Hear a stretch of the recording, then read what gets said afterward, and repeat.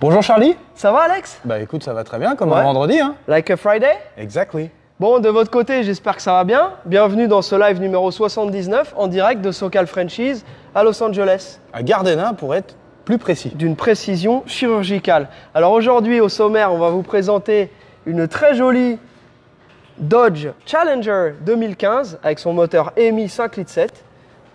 Le même que nous avons dans notre truck de tous les jours. Dans la bête de Somme. Ça marche, C'est une bête de pas à Somme. chier, ça y va. Donc ça, c'est la bagnole de Yann, on va vous la montrer. C'est une caisse qui est donc, comme vous pouvez le constater, récente et en très bel état. Ensuite, ton sur ton, on enchaînera avec le petit Youngtimer dont je vous ai parlé dans la présentation du rendez-vous. Et voilà, t'allais dire. Oui, j'allais te couper. Mais si tu veux me couper, vas-y. Vas-y, je te coupe. Non, je voulais enchaîner simplement. Eh bien, je t'en prie, enchaîne. Donc ensuite, techniquement, on va vous montrer les dessous de cette magnifique Corvette. Donc la semaine dernière, on vous l'avait montré du dessus. Je tenais à vous la montrer du dessous parce qu'elle est aussi belle qu'au-dessus. Donc c'est magnifique. On va vous montrer ça en détail, hein, avec lampe et tout. On va tout vous montrer. C'est une très belle restauration. Et on finira par le comment ça marche. Et aujourd'hui, de quoi s'agit-on-il? Aujourd'hui, je vais vous montrer... S'agitron. Oui, je vais m'agiter. Oui, tu... Voilà, hein.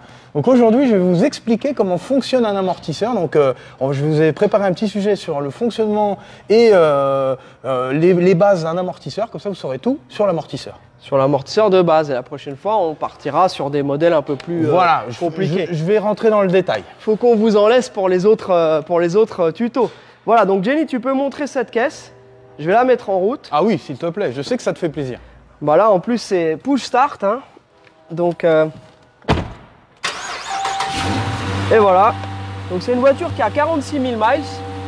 Donc, on va pouvoir montrer l'intérieur aussi, mais très belle caisse. Et donc, notre ami Yann.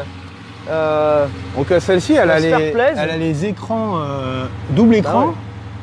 C'est assez sympa à l'intérieur, ils ont vraiment fait un effort, on l'avait dit la dernière fois qu'on avait fait la L4, mais même dans les modèles, on va dire, moins exclusifs, il y a quand même un niveau de finition accru par rapport au modèle précédent. C'est vraiment ce qui me choque en premier en fait. Ouais, et parmi les grosses améliorations, on a une boîte 8 vitesses, donc ça forcément ça joue vraiment, hein, boîte automatique 8 vitesses. Donc on le voit par rapport à nous, on a 6 vitesses sur notre truck, c'est déjà pas mal, mais là les rapports s'enchaînent encore plus vite et donc forcément eh ben, on a des performances qui sont accrues. Voilà, hein. Regardez-moi ça. Donc l'intérieur est très joli, très beau siège. Le moteur, je ne sais pas si vous allez l'entendre, mais je peux me mettre derrière pour que nos amis entendent. La caisse est dans sa configuration d'origine, puisqu'elle devra être homologuée en France. Voilà, donc ça sonne, mais c'est pas non plus assourdissant, c'est bien. C'est comme il faut. C'est ce qu'il faut pour qu'on puisse la passer à l'homologation. Tiens, je t'ouvre le capot, Alex. Ah, le capot. Donc là, ce fameux 5,7 litres EMI qu'on connaît bien, puisque ça fait déjà quelques-unes sur lesquelles on travaille, et notamment les Dodge Ram aussi. Donc bon, comme beaucoup de caisses modernes. Je vais vous montrer quand même. Je vais le décapsuler parce que, comme tous les moteurs modernes, ils sont capsulés. Donc là, je vous le décapsule. Hein, voilà. Donc c'est quand même un gros bébé, hein, c'est un gros moteur. Tiens, on va faire une toute petite aparté sur la spécificité des culasses EMI. Alors pourquoi est-ce que ça s'appelle EMI, hémisphérique? Est-ce que tu peux nous dire rapidement? Bah, c'est tout. Voilà, hémisphérique, tu as tout dit, t'as simplement tout dit en un mot. Donc ils appellent le moteur EMI parce qu'elles ont des culasses de type chambre de combustion hémisphérique. Donc la chambre de combustion est en forme de demi-sphère, tu vois. Ok. Et donc c'est un meilleur brassage et une meilleure performance. Et c'est une technologie qui n'est pas nouvelle, hein. Ça date des années 50, voilà. Puisque là très récemment on nous a proposé une voiture que finalement on ne vous proposera pas à la vente parce qu'elle avait eu un choc arrière, mais elle avait l'air très belle et c'était une Impériale avec les premiers moteurs EMI 331 cubic inch à l'époque. Voilà, donc c'est effectivement une technologie qui existe depuis longtemps. Et là, ces moteurs-là, ça fait quand même depuis fin des années 90 ou 2000, je crois, qu'ils ont. Je crois que c'est. Ouais, je sais pas. Je voudrais pas dire de bêtises, mais je crois qu'en 2003, et en 2003, dans les rames, il y avait déjà des EMI, je crois, de mémoire. Après, les aficionados du Dodge Ram Nico, tu peux commenter, parce que Nico connaît bien ça, voilà. et notamment, on retrouve aussi ces moteurs-là dans les Jeep Grand Cherokee. Donc voilà, donc ça a continué à évoluer. C'est des moteurs qui sont fiables et qui ont du couple et qui marchent. Voilà, donc félicitations à toi Yann pour l'achat de cette caisse. On va bientôt la mettre sur le pont pour regarder. Donc Challenger RT 2015. Voilà. Ensuite, on va enchaîner avec la voiture de Francky. Donc Francky, très très belle Corvette C4.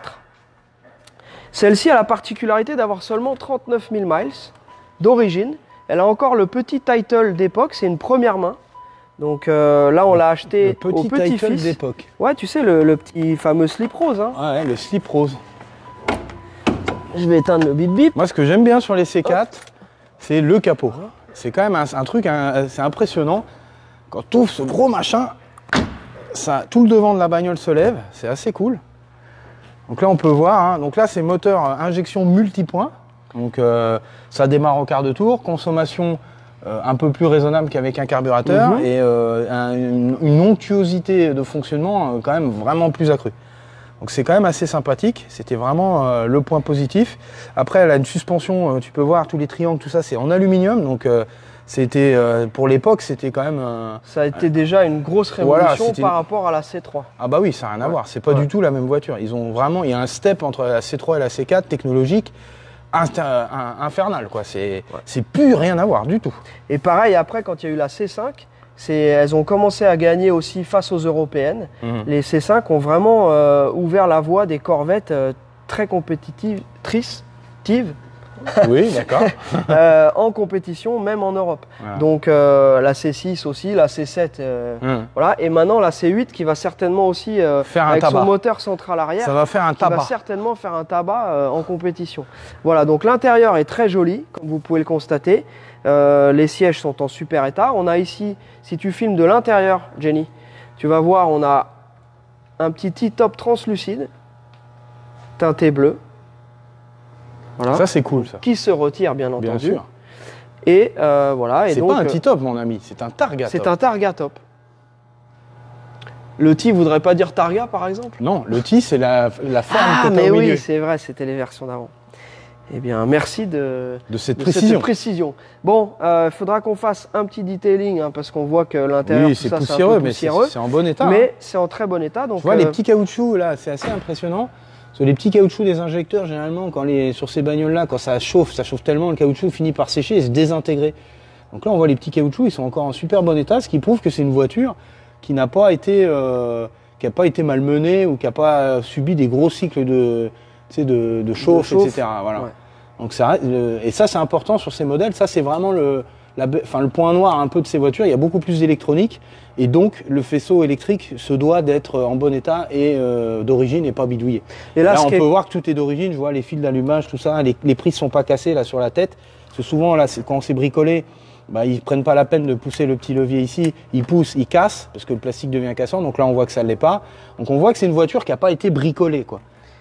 D'ailleurs, moi, je l'ai ramenée par la route, cette voiture. La clim fonctionne et absolument tous les éléments du tableau de bord fonctionnent. Et ça, c'est pareil. Alors, pour ceux qui ne connaissent pas ces voitures-là, donc nous, on s'intéresse beaucoup aussi au Youngtimer. Donc, c'est typiquement dans l'esprit Youngtimer. C'est une voiture des années 80. Et pour un prix qui est moins important, tiens, viens voir Jenny. Pour un prix qui est moins important qu'une C3 et que forcément les générations précédentes de Corvette, on a une voiture qui est vachement intéressante, qui est avec son V8 350, donc un 5,7 litres, ça fonctionne bien, c'est vachement ça fait cool. Très K2000, ça fait un peu K2000, ça exactement. fait très K2000, hein. C'est vraiment dans la même époque, c'était les mêmes époques, les années 80. Voilà, ça démarre au quart de tour, et là on peut voir ici. Donc la direction est beaucoup plus précise que sur les générations précédentes. On voit ici, il y a toute une série de... Donc là, tu peux changer l'affichage. Voilà. Moi, ce que j'aime bien mettre, c'est le range, c'est-à-dire le nombre de miles qui te reste avant de refaire le plein. Tu vois? Donc là, ici, par exemple, à la place du range, je peux mettre par exemple le nombre de miles qu'on a fait depuis le plein, si c'était le cas. Après ici on a la pression d'huile, la température d'huile. Pour l'instant elle est froide. Tac, et on peut éteindre. Et après pareil ici, température. Donc pour l'instant elle est froide aussi au niveau de la température de liquide. Et en bas on a le voltmètre. Donc là on voit que l'alternateur charge puisqu'on est à 14,5 volts. Voilà. Voilà les amis. Donc on va enchaîner sur la Corvette 61 de notre ami Olivier. Je pense que Olivier, c'est une petite surprise pour toi aussi. On t'avait dit qu'on te la montrerait en dessous, donc tu vas la voir en même temps que tous les gens qui nous suivent. Et d'ailleurs, on vous remercie, vous êtes de plus en plus nombreux à suivre notre petit live. Donc, encore une fois, on vous demande de commenter et de nous dire ce que vous voulez voir. C'est important, hein, très important que vous nous guidiez sur ce que vous voulez voir, puisque de toute façon, on est là et on le fait pour vous. Voilà. Donc, tiens, Alex, fais-nous voir un petit peu. Donc là, cet engin. On peut appeler ça une restauration. Voilà, ça, n'ayons pas honte des mots. Là, on est en présence d'une restauration dans les règles de l'art. Donc, c'est une voiture qui a été entièrement désossée, décoquée. Même la coque qui est en fibre de verre a été nettoyée et on voit sa fibre comme à l'origine. Donc, ça a vraiment été bien fait. Bon, ça a une restauration qui a quelques années. Ça vient pas tout juste d'être fait. Mais là, tu peux filmer ici Jenny, tu vois, il y a les marques de peinture d'origine. Là, ils ont reproduit le code sur l'arbre de transmission. Enfin, chaque détail a été soigné vraiment comme à l'origine. Et c'est vraiment du beau boulot. Je suis assez content. Et c'est une voiture dans laquelle on va quasiment, mais je dis bien quasiment rien du tout avoir à faire, quoi. On va quand même faire un petit check, vérifier les niveaux, peut-être faire une vidange. Mais quand je vois ça, moi, je suis très content. Parce que ça prouve qu'au moins, de temps en temps, on a une vraie resto, un vrai truc, et c'est du beau boulot, quoi. C'est nickel. Je suis tout ému. Tu vois, l'ancien propriétaire a dépensé sans compter pour faire une restauration. Et parfois, et ça c'est quelque chose qu'il faut que vous notiez aussi, c'est que parfois on va faire de bonnes affaires sur une voiture qui est déjà restaurée, et c'est l'ancien propriétaire qui malheureusement ne retombe pas sur ses pieds par rapport à tout ce qu'il a, investi. Mais ça permet de faire une bonne affaire. Donc parfois, il y a des voitures qui vont être sur mesure, un peu comme le projet de la boulite d'Eric, où là, il faut qu'on fasse exactement, puisqu'on ne trouve pas la voiture comme Eric la veut, donc ça, on l'a fait. Mais par exemple, typiquement sur ce genre de voiture, les premières générations, deuxième génération de Corvette, ou certaines Mopar, etc., qui sont des voitures qui sont très chères, je pense qu'il vaut mieux trouver une base qui est très bien. Alors bien entendu, il faut absolument bien l'éplucher, parce que sur papier elles sont toutes restaurées, etc. Il faut voir comment c'est fait et il faut que ce soit des gens qui s'y connaissent, qui fassent l'expertise. Mais là en l'occurrence, ça c'est une voiture qu'on a été expertisée pour Olivier. On a tout de suite vu que le travail était de qualité. Donc très très belle caisse. Et tiens, viens voir un détail qui est rigolo, Alex. Et Jenny, si tu veux venir filmer. Pareil ici sur le châssis, ils ont reproduit le code. Donc là c'est les petits codes d'époque et tout, donc voilà, on voit, hein. Ici ils appellent ça every nut and bolt, c'est-à-dire que chaque boulon, chaque boulon, chaque vis a été changé. Donc la voiture, elle est donc vous l'aviez vu la semaine dernière de l'extérieur, et là vous la voyez du dessous. Bravo Olivier, on espère que tu vas être content et que tu vas profiter au maximum de ta caisse. Moi je la trouve classe, j'adore cette caisse. Voilà, très bien. Alors ensuite, donc on va enchaîner avec la petite avancée de la semaine sur le travail de notre ami Georges, donc qui a vraiment bien avancé sur la voiture de Kamal. Alors Kamal, on te remercie de ta confiance et on te félicite. Donc là pour l'instant, c'est en cours. Donc il est en train d'installer la nouvelle moquette. On avait au préalable, je vais juste soulever ça, donc refait tout l'insonorisant. Et en dessous, on avait fait des photos juste avant. Les planchers étaient absolument incroyables. Donc c'est une voiture qu'on vous avait montrée aussi en dessous, qui était vraiment très très belle. Et ça s'est confirmé quand on a arraché l'ancienne moquette et l'ancien sound deadener, ce qui signifie l'insonorisant. On l'a arraché. Et voilà. Donc là maintenant, look, Jenny. Notre ami Georges a avancé aussi sur la fin du remontage. Donc je pense qu'elle va bientôt être prête à démarrer. La semaine dernière, il bossait un petit peu sur les deux trucs. Là, il va faire aussi il va remettre le chauffage en route. Je vois que les durites sont déjà partis. Non, ça y est, il là-bas. a remis la boîte. Ben voilà, donc ça, c'est fait. Le carburateur, le filtre à air. Donc voilà, Kamal, ta voiture avance très bien. Ensuite, on fait un rapide. Parce que ça, c'est pareil, comme je vous ai dit la semaine dernière. Rapide. On faut quand même qu'on rende hommage. Tiens, viens, Jérém. Allez, vas-y. Là, c'est le moment où Jérém entre en scène. Alors, Jérémy, c'est le gratteur fou. Johnny Gratteur. Bon, dans le bon sens du terme, hein, je vais dire. Ouais. Ça va, Jérém? Tu vas bien? Explique-nous. Ça va les sunnistes? Eh bien, bien sûr. Voilà, Bien sûr. Voilà, donc Jérém. Explique-nous tout. Hein, on veut tout savoir. Qu'est-ce que tu as fait de beau? De beau, regarde, une belle baie moteur qui est prête à recevoir une belle couche d'anticorrosion et d'après. Voilà, donc on va essayer de faire un joli truc.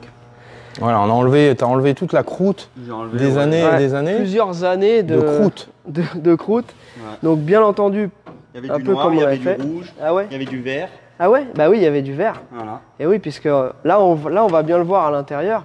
La voiture était verte d'origine. Pour ceux qui nous rejoignent, cette voiture-là va être donc le projet Bullitt et d'Eric de Corse. Eric, on te l'a montré hier, Saint-Florent. Bonjour à tous nos amis de Haute-Corse. Attention, il ne faut pas dire la Corse du Nord. Hein. Ah non. C'est Haute-Corse. Donc voilà.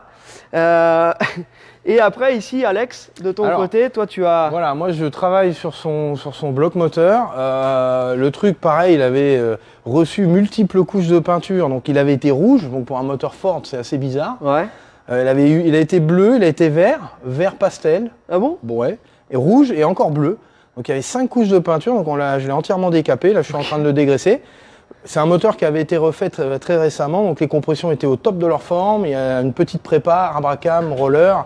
Tout le bas moteur, on voit c'est propre, les pistons ont été changés, donc c'est un moteur qui n'avait pas besoin d'être refait, mais il avait besoin d'un petit coup de propre esthétique. Donc j'ai décrotté toute la cochonnerie et je vais le repeindre son bleu d'origine et on va remettre toutes les belles pièces, des belles pièces neuves dessus, nouveau carter, nouvelle pompe à carburant, nouvelle pompe à eau.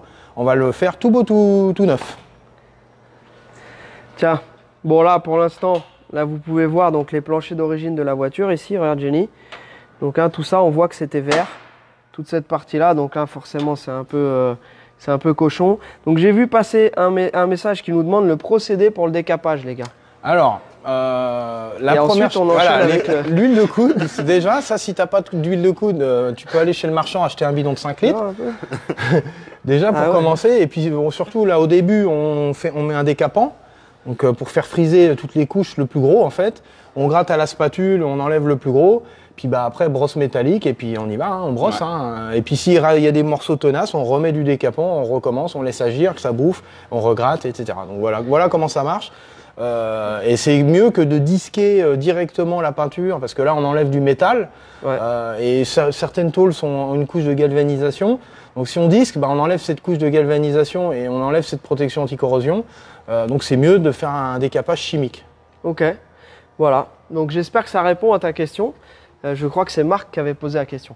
Bon, les gars, maintenant on arrive sur la partie jingle. Motus. Bon, on arrive à la partie tuto. Alors là, c'est vous qui entrez en scène, les mecs, et moi je suis spectateur et je vais vous laisser la place.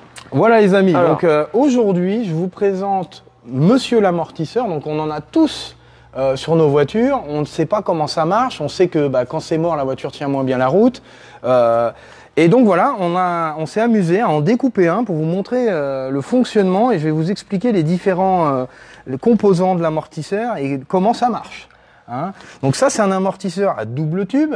Donc il y a deux types d'amortisseurs, il y a les amortisseurs monotube et double tube. Donc c'est un peu le même principe de fonctionnement, sauf que l'amortisseur monotube coûte plus cher à fabriquer. Et c'est de meilleure qualité puisqu'on a un meilleur refroidissement de l'huile parce qu'il est plein d'huile ce monsieur-là. Okay. Et donc là, bon là c'est du basique. Hein. Bon ça marche, hein, ça marche très très bien.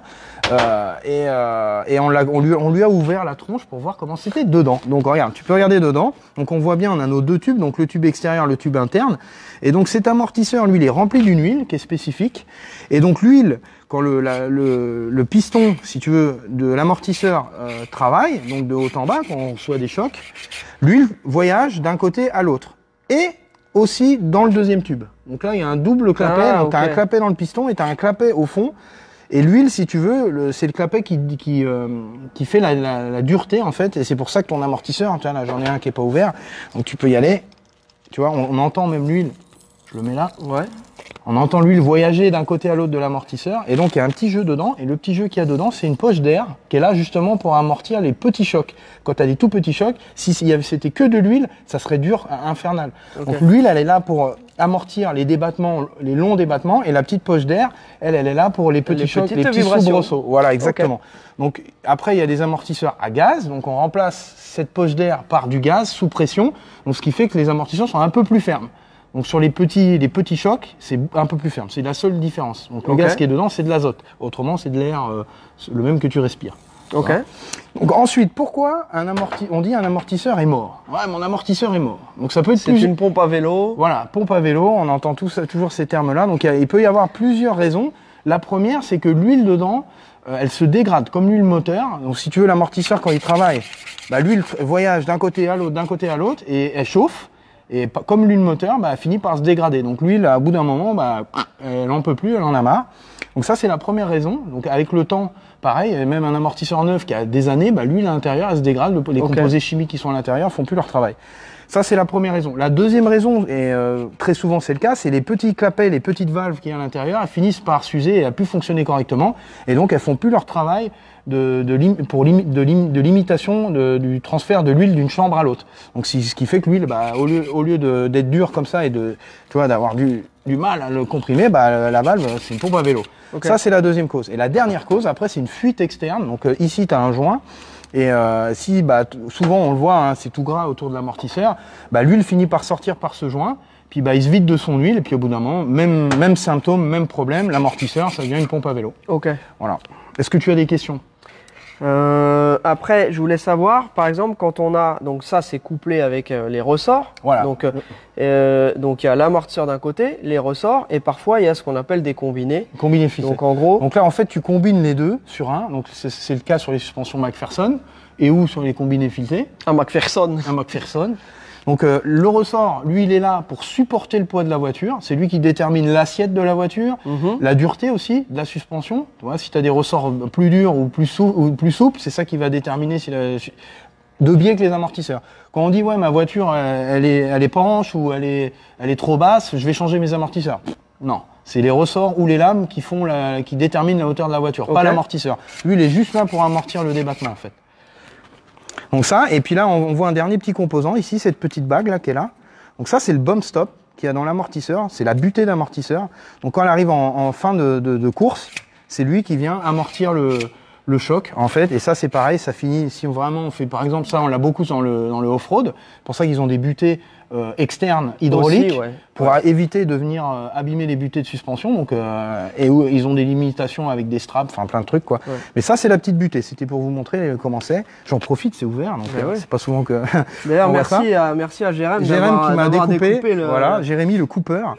Donc voilà, le principe de fonctionnement d'un amortisseur. Donc c'est simple, hein, mais c'est ça qui vous tient sur la route. Voilà, c'est ce qui prend soin de vos arrière-trains. Voilà. Bon, merci beaucoup pour ce petit tuto. Nous, on vous donne rendez-vous la semaine prochaine pour le prochain live. On va, d'ici là, vous proposer des voitures à vendre, comme vous pouvez voir, de la moderne, de l'ancienne. On continue. N'hésitez pas à nous envoyer un message pour vos projets. On étudie, on vous dit si c'est possible, que ce soit de l'ancienne ou de la moderne, hein, de la chère, de la pas chère. Il n'y a pas de problème. On ne fait pas de pas cher du tout, puisque les voitures qu'on vend sont des voitures qui sont révisées et qui sont au minimum pas accidentées, qui sont en général en direction prévue pour le contrôle technique. Voilà, donc, mais à côté de ça, si vous êtes bricoleur et que vous voulez un projet, on peut aussi vous trouver un projet, une base vous aider à trouver les pièces et que vous fassiez de votre côté votre propre projet, c'est possible. L'important, c'est de partir sur une bonne base. Voilà. Hein, c'est tout. Mister Alex, j'en rajouterai pas plus. Quelle heure est-il? Il faut qu'on y aille. 10h45, impeccable, on est dans les temps. Merci d'avoir suivi ce live. On vous souhaite un excellent week-end. Friday baby, profitez bien. Bon week-end. Hein? Allez, bye. Tchuss. Tchuss.